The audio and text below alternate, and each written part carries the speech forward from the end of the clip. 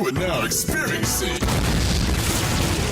the digital life with Kevin Lockett.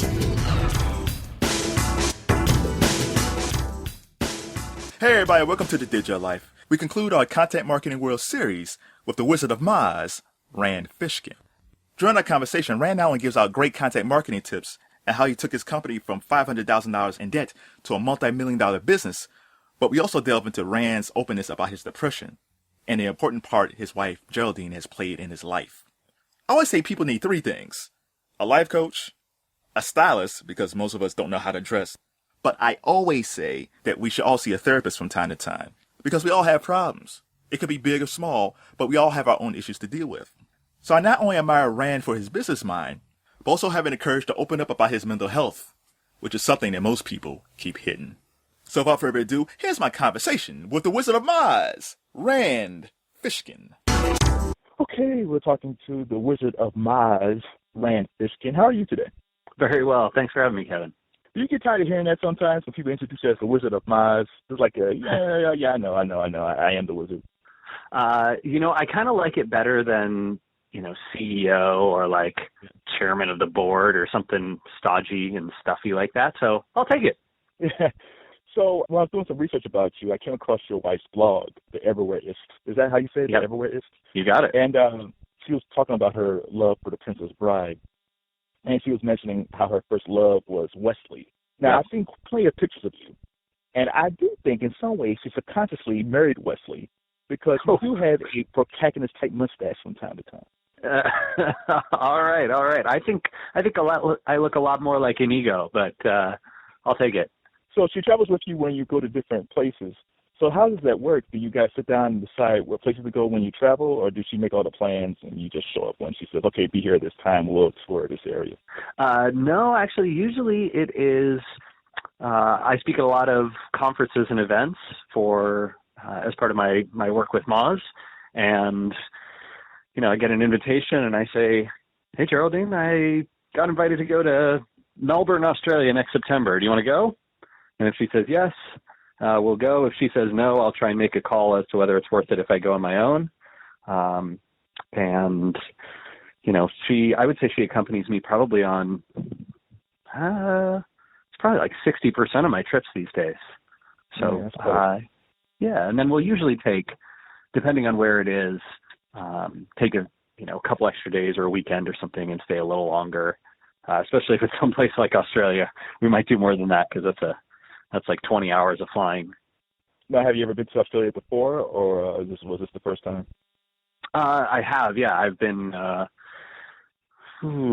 probably half a dozen times over the last 10 years. So there's a pretty big digital marketing scene down there, and I try and spread the knowledge as much as I can to as many places as I can get to.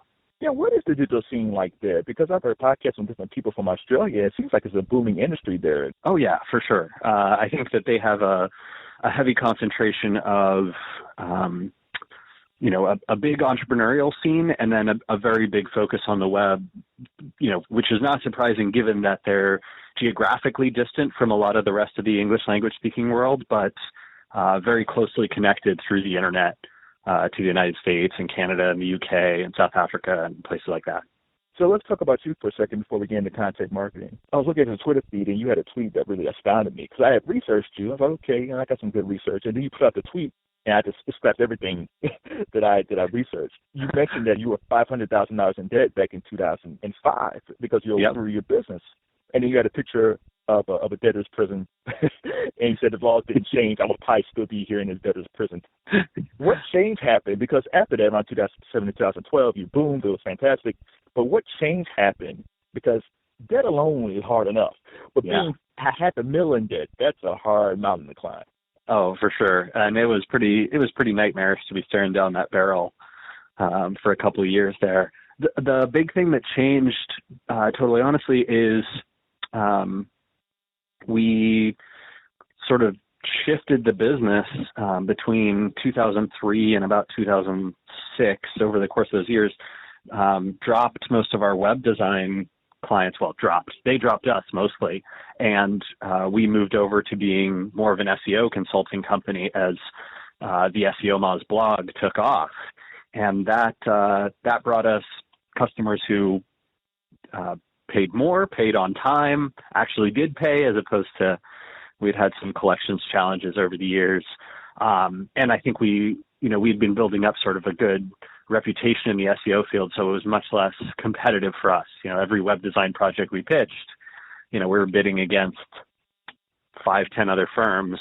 In SEO, people were generally coming to us and they only wanted to work with us, so we weren't even bidding against other folks. So that it was, really, really different kind of consulting model for us. This was before we did software. We haven't done any consulting in a long time. But the other thing that's important to keep in mind is that we did not have to pay, or I didn't have to pay $500,000 in debt. What we ended up doing is calling up the credit card companies and saying, hey, what had initially happened in 2005 or 2004 or 5 was that, we had about $150,000 of debt, but we stopped being able to make our minimum payments. And so the penalties and the interest went crazy.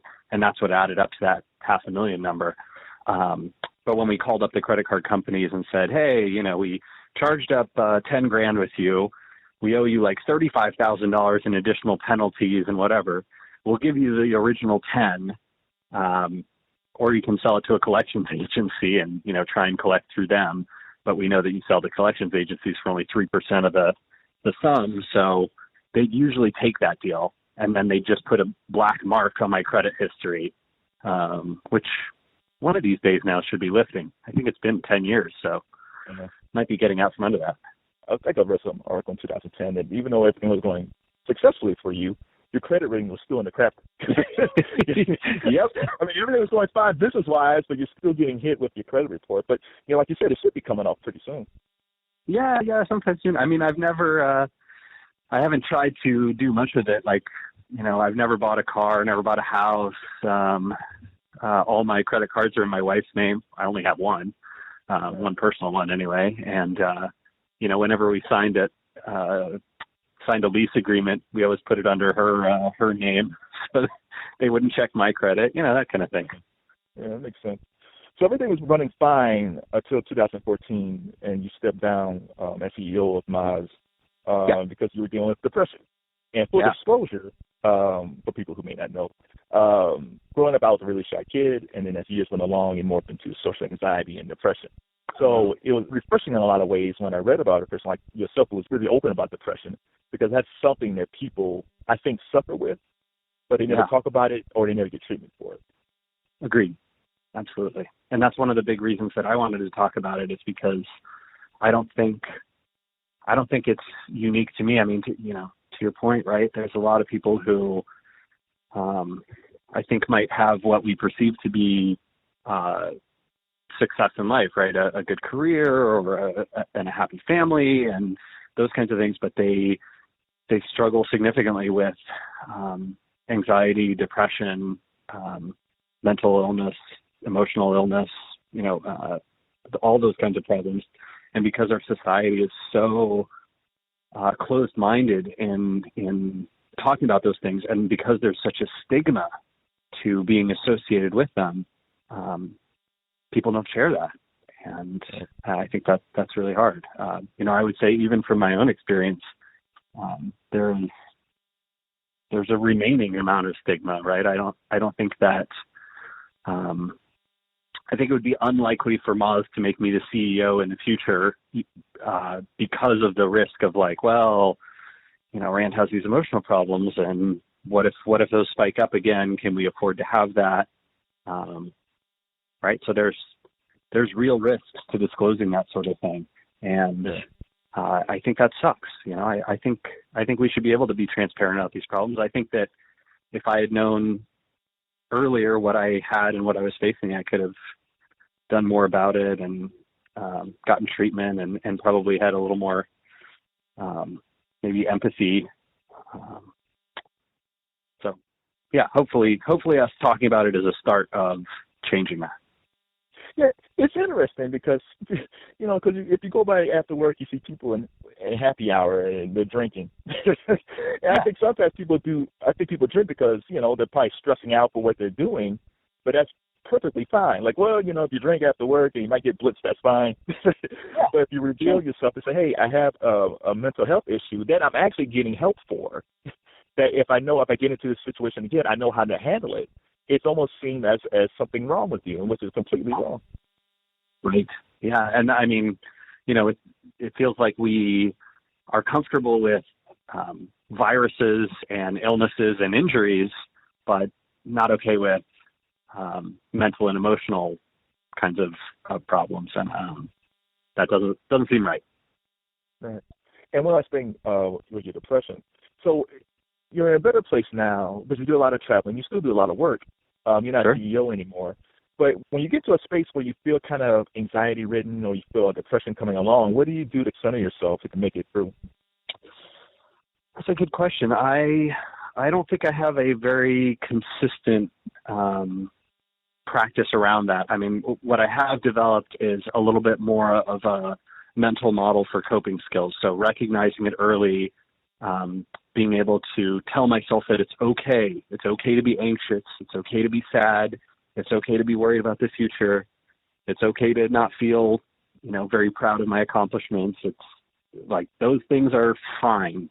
And I can just live in that headspace and not necessarily spiral down into something much worse. I think a big part of the problem that made me depressed for such a long period was feeling like those thoughts weren't okay. They weren't okay to share with other people. They weren't okay to believe myself, and coming to terms with that, being able to embrace it, being able to just be by myself and, sad and alone and give myself time to be who I need to be. That really has helped me. And one thing that probably helped the process is that I enjoy your Whiteboard Fridays. They're very interesting. Yeah. How did that come about? So that was a long time ago. I think it was 2007 or 2008. I was explaining something in particular about redirects and how they impact SEO and search engines to one of my colleagues here at Moz. And we had a small video camera, and he said, "Here, I'll film this, you explaining it to me on the whiteboard, and then we'll put it up on the blog." So we did that. We just trialed it, and it got not a great response, but a little bit of a response. And so we kept investing in it and discovered that, over time it was something we got good at. I got good at giving those whiteboard presentations. My handwriting got better. I got better at coming up with subjects that were interesting. And the video format ended up resonating with a lot of folks. So over the first, I think, 3 or 4 years that we did Whiteboard Friday, it was actually one of our lowest engagement on average types of blog posts. But the last 5 years, it's been one of the highest. In fact, the last 2 years, I think it's been consistently the highest. So pretty interesting turnaround as you make these investments and get better and better at a form of content. You can really, really benefit from those. Right. And one of those whiteboards was the misconceptions of content marketing. And it was fantastic because it was true. Because it's exactly how people think everything is. It's like they'll say, like, okay, I created this product or I got something, I'm going to promote the hell out of it, and everybody's going to love it. It doesn't really work out that way. And then as soon as they come and visit it, somehow they're going to sign up for everything else that you do and buy from you and put all your products in their shopping cart. Like, no, it's crazy. So what tips can you give people who are interested in content marketing? I think, one of the things I always tell folks is don't go into content marketing unless you have a passion for creating and promoting content. If writing a blog post or drawing a visual diagram or running a study and then sharing the results or, writing up a really interesting white paper, like if filming a video, whatever it is, if none of those things are your passion, you don't have a personal like, oh, I love to create things and share them with other people. If you don't feel that passion, I don't necessarily think content marketing is for you. There are a lot of other marketing channels that you can invest in, from paid promotion to email to pay-per-click advertising to word of mouth to networking in person to the list goes on and on and on. And you should find the marketing channel that for you is the intersection of things you're passionate about and love to do, places where your audience actually are, and places that aren't yet saturated by your competition, places where you can stand out from the crowd. If you can find the intersection of those, great. I think you have a real opportunity. So the first thing I tell anyone who's thinking about investing in content to do is to consider whether those things are true for you and your business and your audience. And if they are, great. I think content's a wonderful investment to make, and you should then just have the awareness that content is a very long-term project and process. I just talked about Whiteboard Friday, how it took us years before that took off. And now it has great sort of returns for us and great engagement and all those kinds of things. But if you think that, hey, I'm going to start blogging, and 2 weeks from now, after I put up my first 3 or 4 posts, I'm going to get customers, you're fooling yourself. Content is a very long-term investment. It's challenging to do. You should expect that most of your efforts will fail, especially early on, and it will take months to years before you get good at it. So that's what I tell anyone thinking about investing in content. When I apply for jobs, some of the descriptions will say, must know social media and SEO. They must not really understand this whole situation. Like, to me, it's almost separate. Like, you could be really good at social media, but not really good at SEO. Or you could be really good in SEO and horrible in social media. Like, it's very few people who can do all these types of things. So I think companies hear these terms and they just kind of lump everything together. Yeah, absolutely. And, I would say that I had this feeling in years past that these practices would eventually converge, right? That content, search, social would come together and the new digital marketer would have to do each of them. But that has not come to pass. I was totally wrong about that. And it turns out that we've seen even more specialization. Folks who do SEO, they stay hardcore SEO. Folks who do content, especially content creation, they tend to be hardcore content creators, and social media marketers are very much focused on social. And I think it's because all of those practices have continued to be huge opportunity avenues of their own. They've continued to drive massive amounts of traffic, and they continue to have tons and tons of nuance and technical aspects to them that you have to learn in order to do well at them. Maybe, content might be the only one where I'd say if you don't have a way to amplify your content, you're kind of out of luck. So, I think content marketers do need some social or SEO or, email marketing or distribution and promotion skills, unless they have a separate team or separate person they can lean on for that. So in your travels across the country and around the world, what trends do you see coming in 2016? I think we are definitely seeing some interesting trends around paid marketing. I'm seeing a lot more creative avenues for paid promotion and paid amplification, right? Everything from your, Taboola and Outbrain and folks like that who help amplify content directly through the web, to more sophistication around retargeting and search-based retargeting, to greater opportunities in the social media platforms, especially with Instagram and Pinterest picking up and growing their systems for reach. Twitter ads have obviously evolved a lot, Facebook ads too. And then, conversely or in direct opposition to all of that is the rise of the ad blockers. You're getting way more sophisticated advertising. Advertising is finding ways to kind of punch through the barriers and to be more interesting and useful and unique. And you're also seeing a vast uptake in the number of people who are completely blocking ads from reaching them. So I think on the paid side, it's getting tougher out there. It's getting more complex. On the organic side, there's growing opportunity, but you also see a similar thing in organic in that it's not that people have ad blockers on, but they're exposed to so much content. They're so overwhelmed by the amount of content that they can access and that's pushed to them on a daily basis that their natural filtration systems, right, our ability to filter information and basically say, I can ignore 500 links in 5 minutes of surfing the web or browsing my phone and only click on the one thing that's interesting to me. That's, that's making it tougher and tougher to stand out from the crowd because you need to be that one piece in the sea of 500. And by next year, the sea of 1,000 and then the sea of 5,000, right? So those are trends I keep seeing, that sort of dichotomy between more advancement, more opportunity, but also more filtration and more blocking.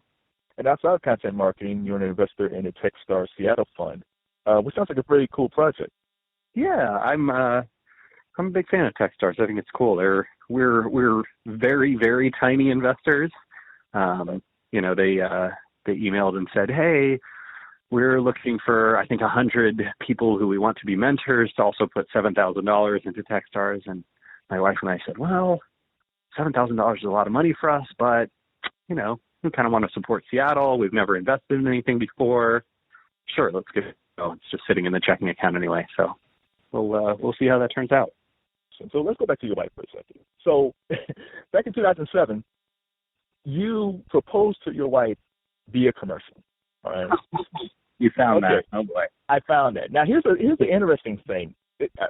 There's two different things here. I got two last questions for you. The first thing is you were going to use a Super Bowl ad. You was going to do it for a Super Bowl ad, but CBS said no because they didn't want to use homemade videos, which is funny because nowadays if you look at Super Bowl commercials, quite few of them use user-generated videos. So in a lot of ways, you were ahead of the curve back in 2007. I guess we were. Yeah, that's kind of funny. I hadn't thought about it that way. But the other thing was the sponsor. So I don't think this information's out there on the web, but I can tell you because it's been a long time. So Target, the retailer, was actually sponsoring the ad, right? They were going to pay the $1.5 or $2 million for the 30 seconds, whatever it was. And so I flew to Minneapolis and filmed a commercial with them in like their Target film studio.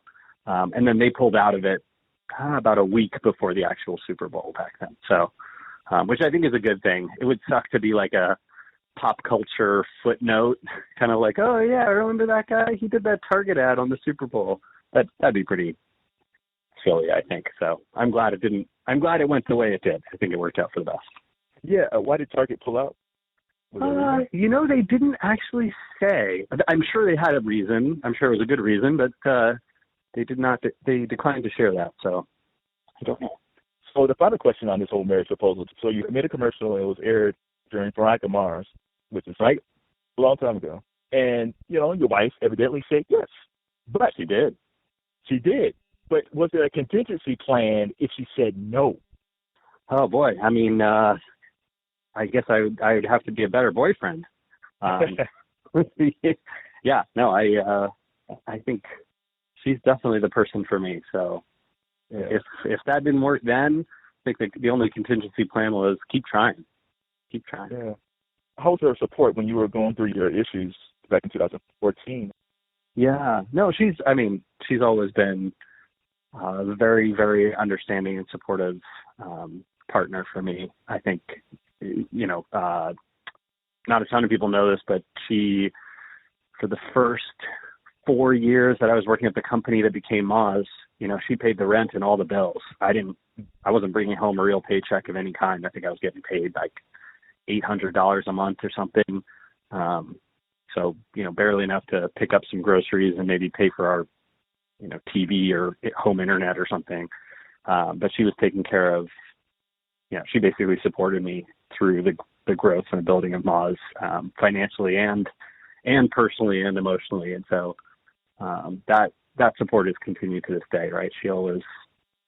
She thinks very highly of me, which,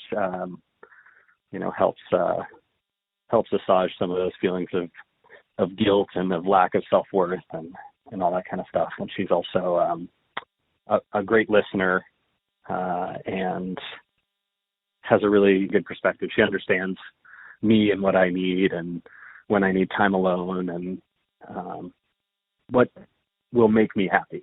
So it's been great to have her. Well, we need to boost that travel time from 60% to 90% then. Yeah. Well, a lot of the trips are like 1 or 2 days, not even worth it. It's mostly sitting on a plane. So, but yeah, I'll take her anywhere she wants to go. All right, Rand Fishkin, thank you for the conversation. If people want to learn more about you and what you do, where can they go? Well, you can check out my personal blog. That's at moz.com/Rand. If you Google Whiteboard Friday, you can check out those videos. And I'm pretty active on Twitter, so Twitter @RandFish. And what type of apps, or let me change that. Usually I ask people what type of apps do they like. But are there any type of websites that you're into right now? Oh, man, I got to say I'm a huge fan of and big user of SimilarWeb.